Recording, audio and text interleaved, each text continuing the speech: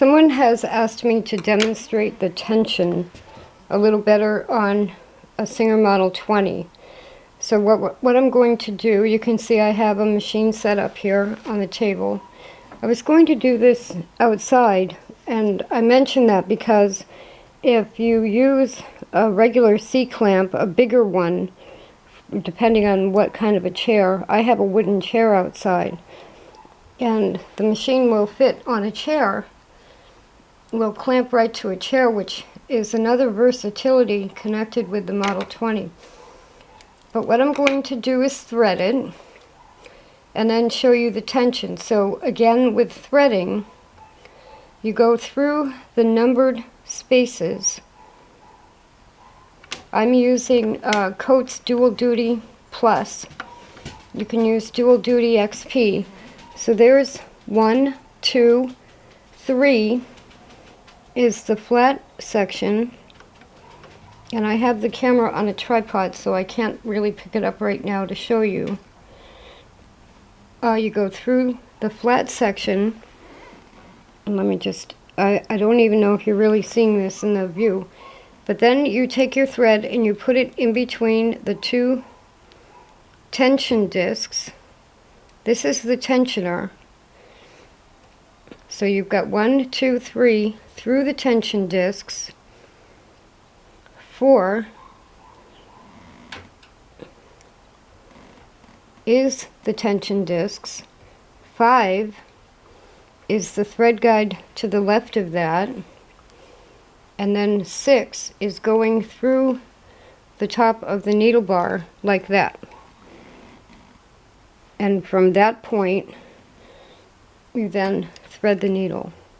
Now, before I got to this point, I did check the machine to make sure that I oiled it, made sure it was turning easily.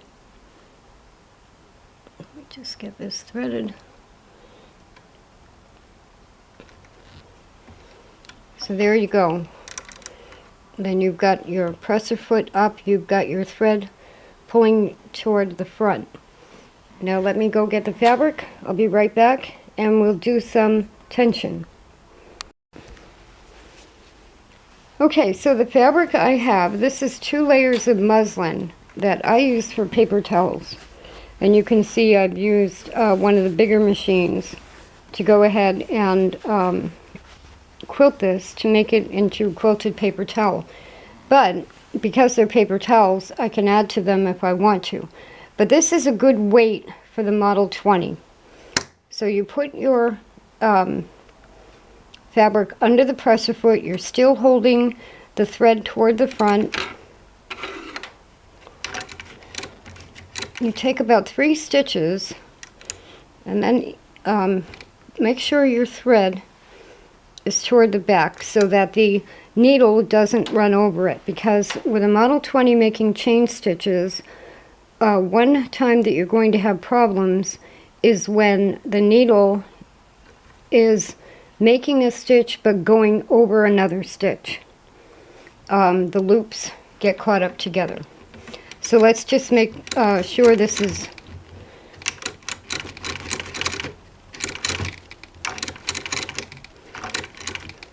and I think this is might be the fabric.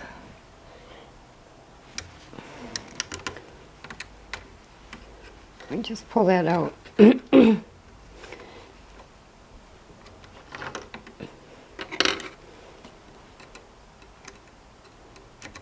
Now I'm doing this without just showing you a straight tension adjustment because you're going to have a lot of different uses for your Model 20. So for some reason, see, this is what I mean with looped threads. This frayed area got under the thread and then it doesn't like to go. It doesn't like extra thread in the way. So let's just trim that off. Pull out your loops, any extra broken threads. You might have to look under here. to get any broken threads out of there. So we'll do it again. I'll move in a little bit because there's less. So there's 3 stitches.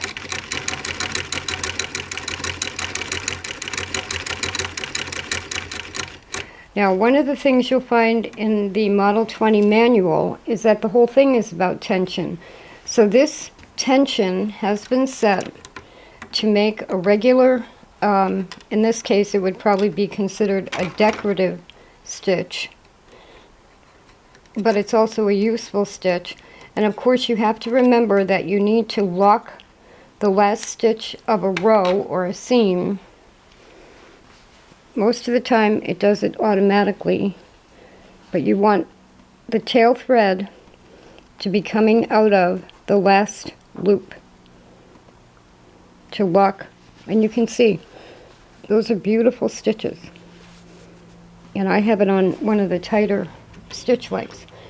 But now what you'll find in the book, and let me just switch to another fabric, is that the whole machine is really about tension. So there's a normal weight fabric with normal stitching, and now one of the things I'm making, as a matter of fact, is aprons. And by hand you take a needle and thread and make a long basting stitch, and then squish the fabric down on, you pull out the bobbin thread and squish the fabric down when you gather a fabric by hand. With the Model 20 tension, you can do a gathering just by tightening the tension. Now this is the 2 tension discs and the tension knob, and this is set at normal, so I'm going to remember how far I turn it to the right, but I'm going to turn it to the right. So there's 1, 2, 3 complete turns. Now if you change your tension that much on a larger machine, you might run into problems. On the Model 20, that's how you do the gathering, is you tighten the tension. And I need to remember how much I tightened it so I can remember how to get back to where it was a balanced stitch. So we take a couple of stitches, we put the thread toward the back,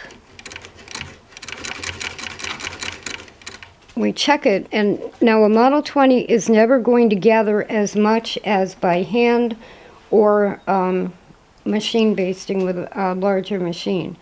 So I'm going to go another half a turn.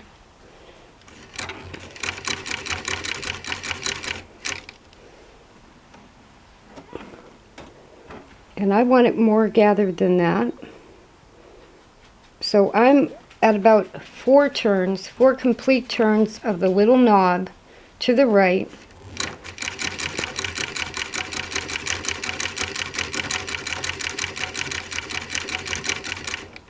And you'll see this is, you can tell it's a little bit gathered, but it certainly isn't fully gathered.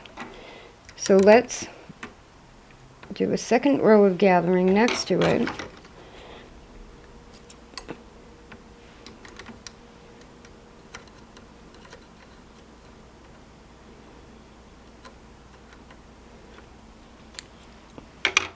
Now loosening the tension is kind of a different story, because you can do it as and use it as like a basting stitch, but sometimes it's a little trickier. So that's a little bit gathered. It's not as gathered as I would normally make. When you make an apron, you want to take about a yard of fabric and gather the top, which will bring it in about 20 inches wide. And then when you stitch your waistband on, you're catching all that gathering. So now let's go a full other turn, which will be about 5 turns from a balanced stitch on 2 layers of muslin.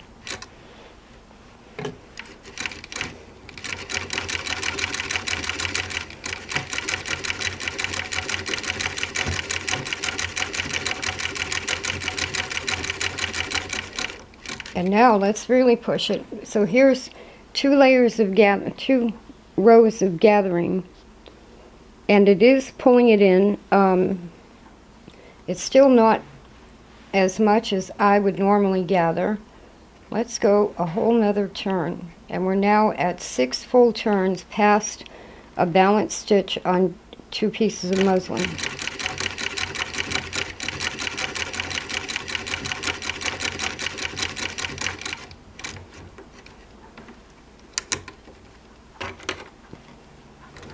Actually,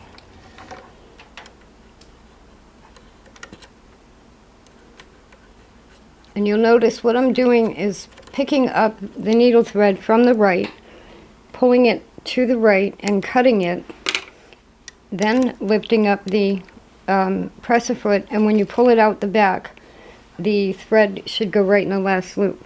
Now we have a better gathering, and that's 6 full turns of the tension. You can see the difference between. So now I have 4 aprons cut out right now. It's a cotton weight fabric just like this. This is quilting cotton. I'm trying to think if I folded it over at the top. I probably did. I have it folded under 1/4 of an inch and then folded again so there's no raw edge. And so you'll have to do a little bit of experimenting on a scrap piece to see how your stitches go going through 3 layers like that. What I could do is do it just like this, and then when I attach the waistband, if you're pretending this is an apron, I attach it here with the 2 right sides showing up, and then fold the whole thing over, enclosing the gathering. But as far as the tension itself goes, so now you've seen how you can adjust the tension to get a different effect in your stitching with just a very simple machine. I'm trying to get this, pull that out a little bit. Now let me see if I can take this off of here and show you the actual tension knob I was changing. It's right here. Here are your 2 discs that your thread is in between, and this little knob is what I turned to the right a total of 6 full turns to change the amount of gathering. Now this is using gathering as an example for how you can experiment with your tension. You can use quilting cotton like this and make a sample page like this of different amounts of gathering. So you can see, if I were hand gathering, I would still be pulling this tighter. I do not have the tension right now on the tightest it can go. It can still go further.